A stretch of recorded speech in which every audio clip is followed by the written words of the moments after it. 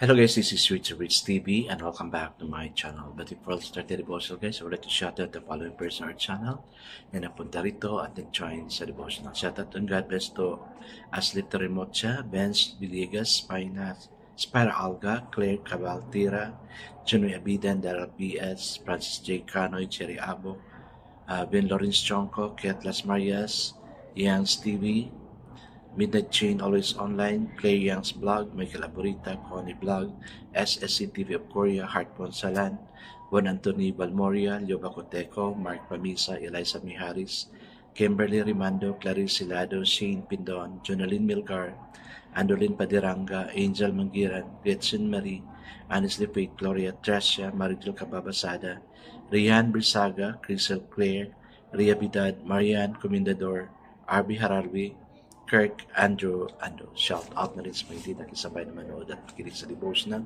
but still napunta pa rin dito para manood at makinig sa devotional.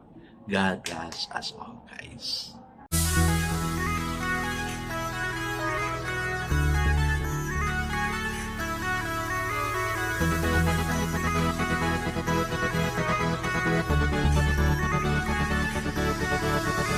Rich TV, where you heard it, number one is on the top.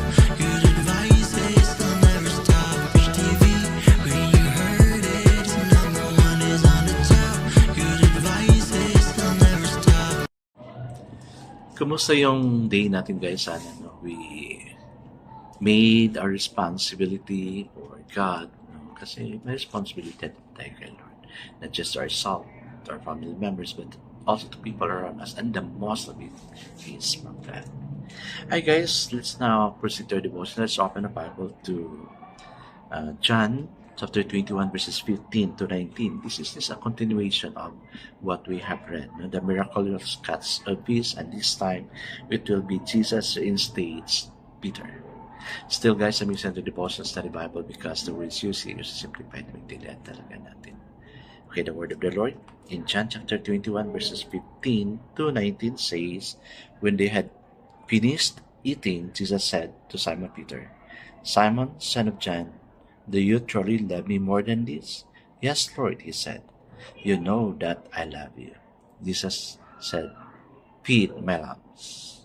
Again, Jesus said, Simon, son of John, do you truly love me? He answered, yes, Lord, you know that I love you. Jesus said, take care of my sheep. The third time he said to him, Simon, son of John, do you love me?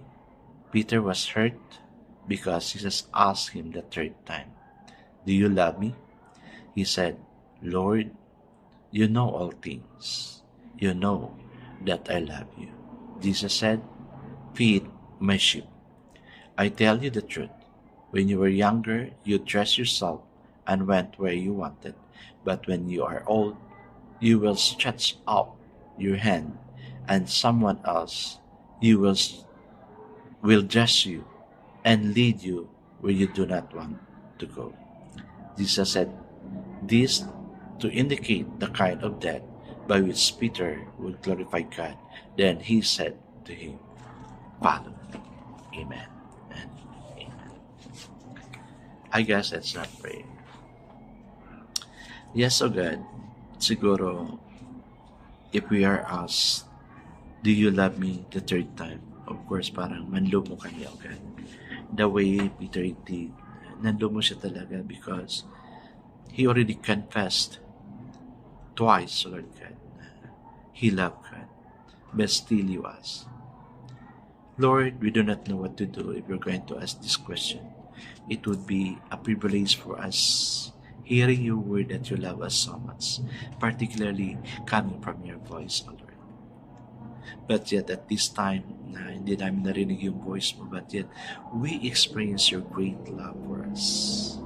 You showed your love for us by taking care of us, protecting us, healing us, providing our needs, by giving us wisdom, knowledge, and understanding on what to do every day, O God.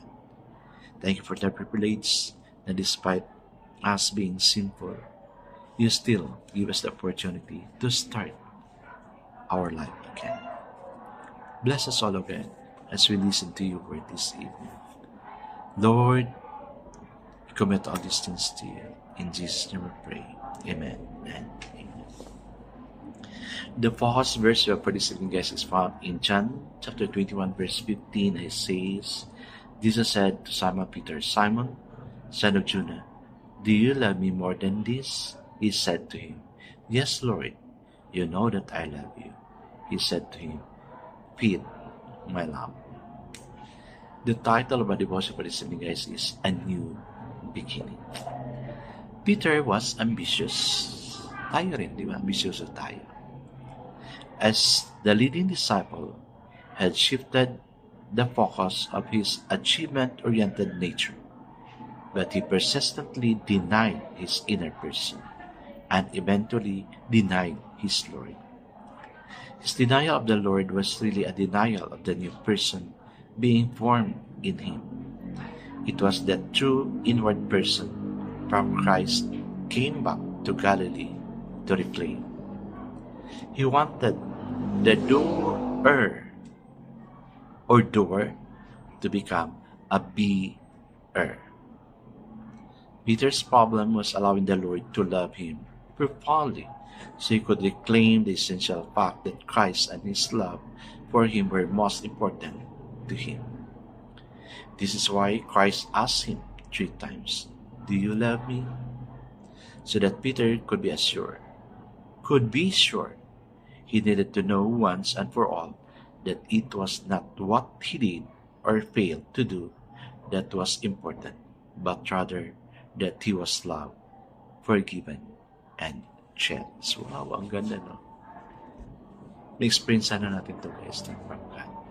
Let's continue.